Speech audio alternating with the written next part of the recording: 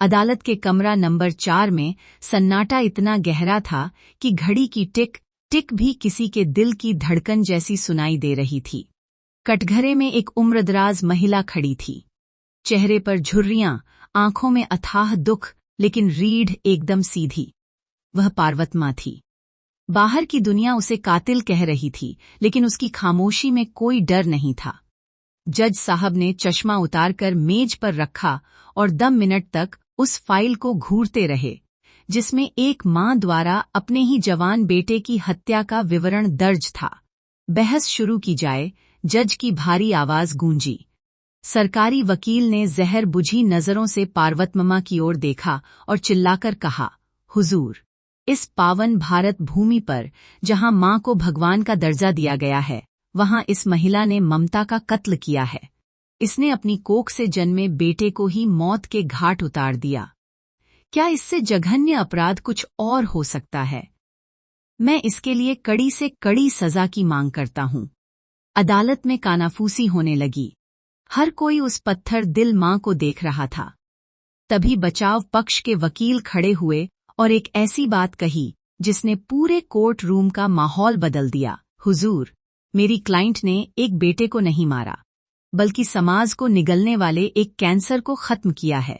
यह हत्या नहीं, एक मां द्वारा किया गया सबसे कठिन बलिदान है। पूरी अदालत दंग थी। लोग सोचने लगे, आखिर एक मजदूर मां, जिसने दिन रात एक करके अपने बेटे को बीटेक करवाया, उसे अपने ही हाथों जहर देने पर मजबूर क्यों होना पड़ा? क्या था उस रात का वह खौफनाक सच जिसे पार्वतम्मा अपनी छाती में दबाए बैठी थी? क्या जज साहब ने एक मां की मजबूरी को समझा? चलो कहानी में चलते हैं। वह मां कोर्ट के कटघरे में खड़ी थी। जज साहब ने केस से संबंधित विवरण 10 मिनट तक निरीक्षण किया और बहस शुरू करने को कहा। तभी वकील ने अपना पक्ष इस प्रकार रखा, ऐसे पवित्र भारत देश में पैदा हुई किसी भी मां ने जो काम नहीं किया, वह इस महिला ने किया है। इसने स्वयं अपने बेटे को मार डाला है। इसके सबूत मैंने आपको सौंपे हैं। उनकी जांच करके इसे उचित सजा देंगे, यही मेरा निवेदन है।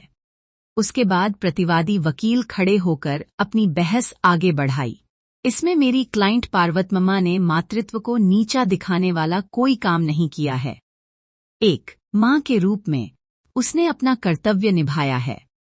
जब उसे लगा कि उसके बेटे के कर्मों से समाज को बहुत बड़ा नुकसान हो सकता है, तो हर व्यक्ति को समाज की भलाई के बारे में सोचना चाहिए। व्यक्तिगत भलाई से कहीं ज्यादा समाज की भलाई महत्वपूर्ण है। मेरी क्लाइंट पार्वतम्मा ने अपने बेटे को बचपन से ही मजदूरी करके बहुत कष्ट सहकर पढ़ाया। बेटे ने बीटेक पढ़ने को कहा तो उसने मजदूरी करके अपने हाथों को घायल होने के बाद भी उसकी फीस भरी। मगर उस बेटे ने कभी भी अपनी मां की मेहनत की कद्र नहीं की, बल्कि अपनी मां को बुरी भली बातें कहा करता था। मां ने उसे जितनी भी सभ्यता सिखाने की कोशिश की, वह बुरी आदतों का शिकार हो गया। वह न सिर्फ नशे की लत का गुलाम हो गया, बल्कि मासूम लड़कियों की जिंदगियों से भी खेलने लगा। जब बेटा छोटा था और मना करने पर भी मिट्टी खाता था, तो मां उसे मार कर छुड़ाती थी। इसका मतलब यह नहीं था कि मां को उससे प्यार नहीं था या वह कठोर हृदय की थी। वहां उसका प्रयास अपने बेटे को सुधारने का था। यहां भी उसने अपने बेटे को सुधारने की बहुत कोशिश की, लेकिन सफल नहीं हो पाई। जब मेरी क्लाइंट पार्वतम्मा को यह बिल्कुल पसंद नहीं आया कि उसके बेटे की वजह से दूसरों की जिंदगी बर्बाद हो, तो उसने समाज की भलाई को ज्यादा महत्व दिया। मैं प्रार्थना करता हूं कि मेरी क्लाइंट को बहुत कम सजा दी जाए। इससे संबंधित विवरण मैं आपको सौंप रहा हूं। यह कहते हुए वकील ने वे दस्तावेज जज साहब को सौंप दिए। उन सभी की जांच करने के बाद जज साहब ने पार्वतम्मा की ओर ध्यान से देखा और पूछा, मां, क्या तुम मानती हो कि तुमने यह अपराध किया है? तब पार्वतम्मा थोड़ी देर चुप रही और फिर बोली, जज साहब, यह सच है कि मैंने अपने बेटे को मार डाला। पार्वतम्मा ने कबूल किया कि उसी ने कार्तिक को मारा है, इसलिए जर्ज साहब ने आईपीसी की धारा 302 के तहत उसे आजीवन कारावास की सजा सुनाई। यह फैसला सुनने के बाद पार्वतम्मा ने जर्ज साहब से विनती की, जर्ज साहब, कृपा करके मुझे एक और बात कहनी है, मुझे बोलने की अनुमति दें। जर्ज साहब ने इजाजत दे दी। तब पार्वतम्मा ने बोलना शुरू किया, मुझे पता नहीं था और न ही किसी ने बताया कि अगर संतान गलती करे तो मां का उसे दंड देना गलत है। आप कह सकते हैं कि मां में धैर्य, सहनशीलता और क्षमा करने की शक्ति होती है, इसलिए अगर गलती माफ करने लायक हो तो माफ कर देना चाहिए। पर यह गलती माफी के लायक नहीं थी, इसलिए मैं उसे माफ नहीं कर पाई। मेरा बेटा कार्तिक बहुत मन्नतों के बाद पैदा हुआ था। वह बहुत चुलबुला था। सब उसे देखकर प्यार करते थे। हम गरीब थे।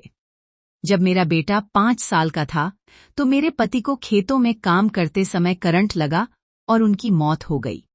हमारा घर बिना किसी सहारे के रह गया। मैं अनपढ़ थी। मैंने मजदूरी करके उसे पाला। मैं चाहती थी कि मेरा बेटा खुश रहे, इसलिए जब वह खुश होता था तो मुझे भी अच्छा लगता था। वह जो कुछ खाने, पीने या खरीदने के लिए पैसे मांगता था, मैं दे देती थी। आखिर वह मेरा ही तो सहारा था। मेरी सारी कमाई उसी के लिए तो थी। वह जब भी मांगता, मैं उसे दे देती थी। इसी तरह स्कूल की पढ़ाई पूरी हुई और वह कॉलेज जाने लगा। मुझे लगा कि शायद वह अकेला महसूस कर रहा होगा, इसलिए दोस्तों को घर लाता होगा। मैंने सोचा, मैं उसकी खुशी के रास्ते में क्यों रुकावट बनूं, और कभी मना नहीं किया। फिर उसने कहा, माँ, मुझे वह बीटेक नाम की कोर्स करनी है। मैंने कहा, बेटा, मेरे पास पैसे नहीं हैं। उसने कहा, नहीं माँ, नहीं, वह करने से हम खुश रह सकते हैं, मेरी जिंदगी सेट हो जाएगी। मेरे सारे दोस्त वही कोर्स ले रहे हैं, मुझे उसमें एडमिशन लेना है। मेरे पास उतनी हैसियत नहीं थी, फिर भी मैंने वही मजदूरी करते हुए उन पैसों से फीस नहीं भर पाने की स्थिति में शाम को दूसरों के घरों में कामवाली के रूप में काम करना शुरू कर दिया। इस तरह मैंने उसे बीटेक कराया। मगर एक दिन एक लड़की की मां रोते हुए मेरे घर आई। वह बहुत गुस्से में थी। मेरा बेटा कहाँ है? कहाँ है वह? कहते हुए दरवाजा धक्का देकर अंदर आ गईं। क्या हुआ? मैंने पूछा। उन्होंने पूछा, कार्तिक यहीं रहता है? मैंने कहा, हाँ। वे कहने लगे, बच्चों को जन्म देने से ही सब कुछ नहीं होता, उन्हें ठीक से पालना भी आना चाहिए। आपको पता भी है कि आपका बेटा क्या कर रहा है। अब तो ऐसे काम नहीं चलेगा। अभी पुलिस स्टेशन चलते हैं। इसी तरह आपको मीडिया के सामने खड़ा करेंगे, तभी आपको अकल आएगी। मैंने उनसे पूछा, आखिर हुआ क्या है? तब उन्होंने बताया कि वह लड़कियों की फोटोज को मॉर्फ करके वीडियो बनाकर उन्हें दिखाकर हमारी बेटी को धमका रहा है। क्या आप लोग इंसान हैं? वह मां बस रोती जा रही थी। यह सब सुनकर मैं वहीं खड़ी रह गई। तब मैंने उस मां से कहा, सुनिए, मैं आपको जानती नहीं हूं। आप क्या बोल रही हैं? मुझे विस्तार से बताइए कि हुआ क्या है। तब उन्होंने बताया कि उसने हमारी बेटी की बिना अनुमति के फोटोज लेकर मॉर्फ करके वीडियो बनाया है और उसे दिखाकर धमका रहा है। कह रहा है कि जो वह कहेगा वह सुनना होगा। जब हमारी बेटी नहीं मानी तो वह किसी को बता नहीं पाई और अंदर ही अंदर दुखी होकर नींद की गोलियां खा लिया था। भगवान की कृपा से हमने उसे सही समय पर देख लिया, वरना हमारी बेटी हमारे हाथ से निकल जाती। हमने बहुत विनती की कि वह उन वीडियोज और फोटोज को डिलीट कर दे, पर उसने नहीं सुना। हमारी बेटी के लिए अभी एक अच्छा रिश्ता आया है। अब आपका बेटा उसे धमका रहा है। अगर हम पुलिस स्टेशन जाते हैं तो लड़की की इज्जत और जिंदगी बर्बाद हो जाएगी। इसी डर से हमें कुछ समझ नहीं आ रहा, इसीलिए हम यहाँ आए हैं। आखिरी बार हम आपसे पूछने आए हैं।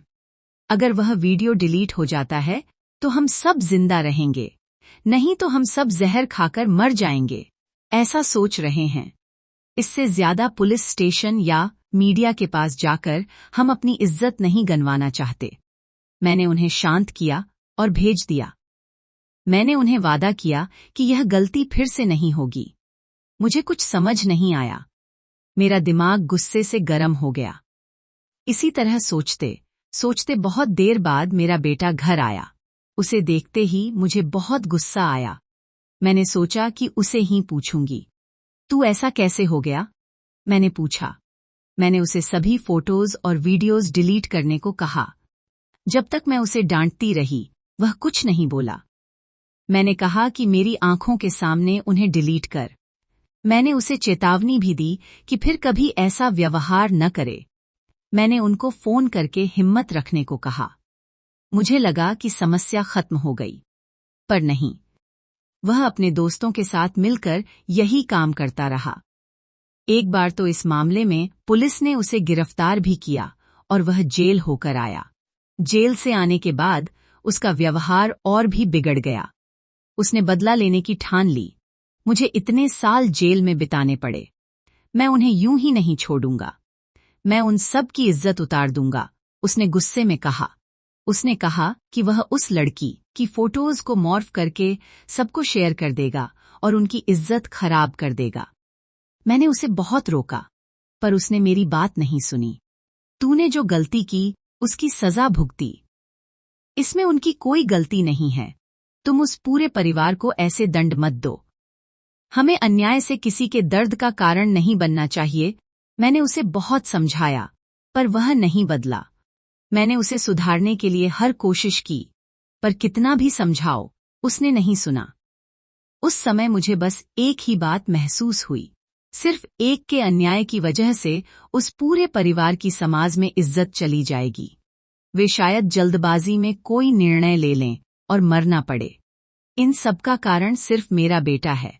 उसे कितना भी सुधारने की कोशिश करो, वह नहीं सुधर रहा है। क्या करूं? क्या करने से इस समस्या का समाधान मिलेगा? बेचारी उस लड़की की जिंदगी। एक लड़की को इस तरह दुख देना कहां तक सही है? बिना किसी गलती के उन्हें सजा क्यों भुगतनी चाहिए? मुझे अपने बेटे के प्रति प्यार से ज्यादा यह सोच बड़ी लगी कि उस परिवार और लड़की को अन्याय नहीं होना चाहिए। इसीलिए मैंने अपने बेटे को बिना बताए उसके खाने में जहर मिलाकर दे दिया। जब मैंने यह किया तो मेरी मां का दिल कितना दुखी हुआ होगा, कितना तड़पा होगा, यह सिर्फ मुझे ही पता है। मैं केवल एक बेटे की मां नहीं हूं, बल्कि बहुत सारी ऐसी लड़कियों की भी मां हूं, जो बाहर किसी को बता नहीं पाती और नर्क भुगत रही हैं। धरती मां को अब ऐसे कीड़े को ढोना नहीं पड़ेगा। मैंने उसे आजाद कर दिया है। मेरे अपने बेटे की वजह से अब किसी और लड़की के साथ अन्याय नहीं होगा। मैंने इसीलिए यह किया। एक मां के तौर पर मैंने जो किया वह गलत है। एक मां के रूप में उसे मारना जितनी बड़ी गलती है, उससे कहीं बड़ी गलती उसे ठीक से न पालना है। इसीलिए मुझे जरूर ज्यादा सजा मिलनी चाहिए, क्योंकि बच्चों को जन्म देने से ही सब कुछ नहीं होता। उन्हें अच्छे गुण सिखाते हुए पालना आना चाहिए, अच्छी आदतें सिखानी चाहिए, पर मैंने वह नहीं किया। शायद मैंने उसे आवारा छोड़ दिया। शायद उसे अच्छा भविष्य देने की धुंध में मैंने मजदूरी पर ही ध्यान दिया और इस बात को नजरअंदाज कर दिया कि वह इस तरह बड़ा हो रहा है। आखिर मैंने क्या हासिल किया? कुछ नहीं। इसीलिए अपनी गलती के लिए मैंने खुद को ही सजा दी है।